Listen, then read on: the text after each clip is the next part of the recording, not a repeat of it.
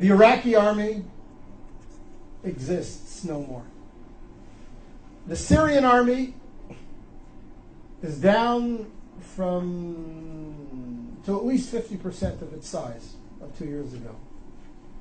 The Egyptian army, all of its 14 divisions, maybe 7 are in any way active, not corroded, corrupt, falling apart. The Arab military threat to Israel has evaporated. Arab societies, as you all know, from Libya and Tunisia through Egypt to Syria, and it'll yet, unfortunately, come to Jordan, are so convulsed with internal conflict that for the next 2 to 3 to 4 decades, they're going to be racked by such internal tensions and such internal economic disparities and needs that their ability to mount a coordinated offensive against Israel in the conventional military sense is simply gone. It's gone. It's gone. So before we start discussing all the threats and the emerging threats and the dangers that are posed to Israel from the crumbling of the old Arab architecture around Israel, first let's recognize that the conventional military threat against Israel has greatly disappeared.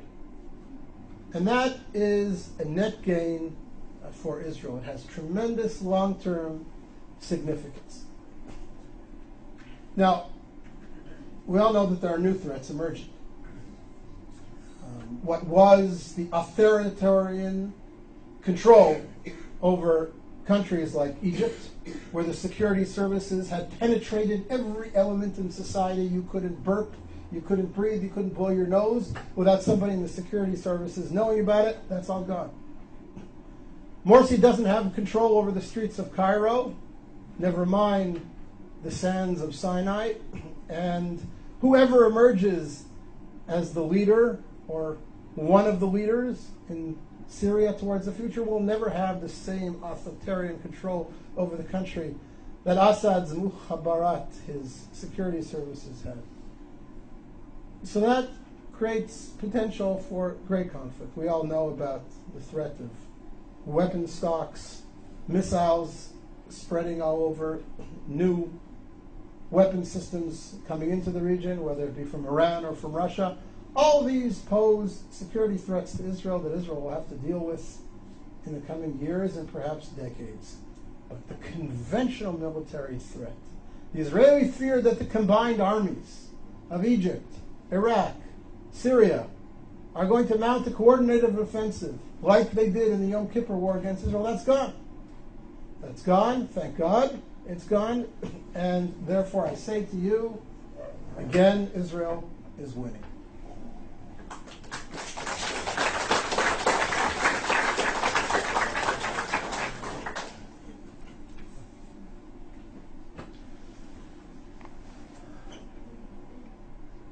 Point number 9, in grand historical terms, of course Israel is winning.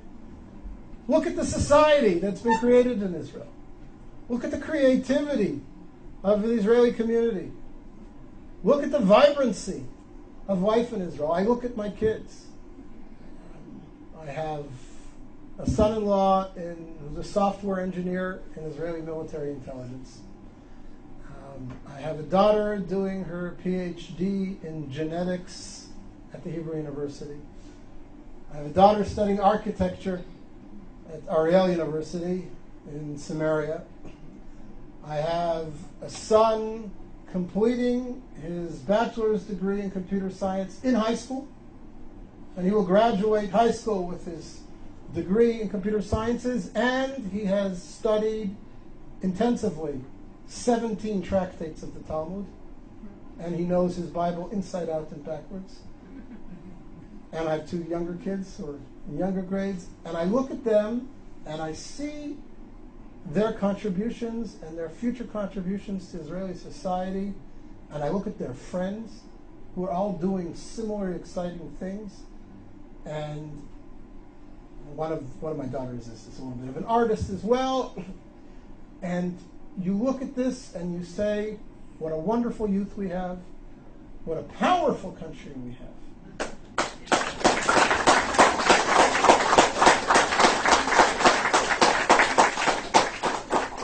And I don't say this to gloat or to be racist, but it's important for us in terms of perspective to ask, what creative contributions has the Islamic Arab world around us made to the world over the last 100 years? What technologies have been bought by Facebook, Yahoo, Microsoft, and Intel from Saudi Arabia? What's the gross national product of all 40 Arab countries around us put together, leaving oil aside? And again, not because I mean to be denigrating or dismissive of the Arab world, and not because I want to gloat, but because I want to reinforce in our own minds how powerful we are, how vibrant a society, how creative a society Israel has become, how proud we ought to be, how right we are to be able to continue to claim that Israel is an honorable member of the world community and making contributions to that world. It's important for us to remember that we are winning. We have a wonderful country, and it will yet do great things for the Middle East and for the world.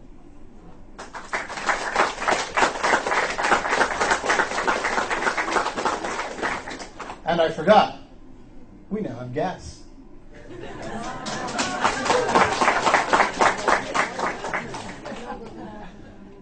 Milk and honey, we're still looking for the honey.